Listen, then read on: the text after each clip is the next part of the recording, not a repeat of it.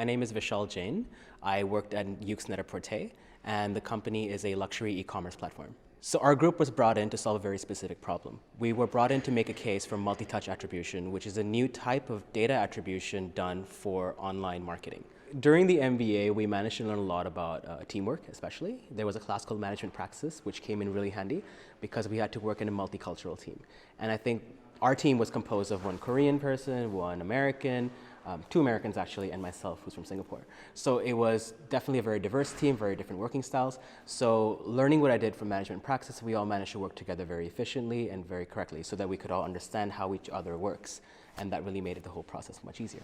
The biggest skill that I learned was more of a hard skill. We learned how to use SQL, which is a data processing language.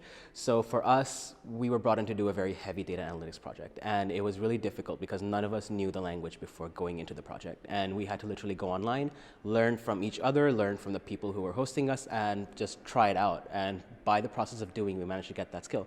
And I think moving forward, especially for me, because I want to work in a tech company, having the skill is really important. So that was really useful for us. So that's skill number one. Skill number two for us was in terms of working with a different team. As I mentioned before, it's hard to work with a multicultural team sometimes because some people have very different communication styles, some people have very different working style, some people like to work together all the time, whereas some people like to work separately. So having a better understanding of how to work with a multicultural team really helped a lot. For me particularly, this experience was really useful because I want to work in a tech company. This experience really gave me insight into how an internet company works.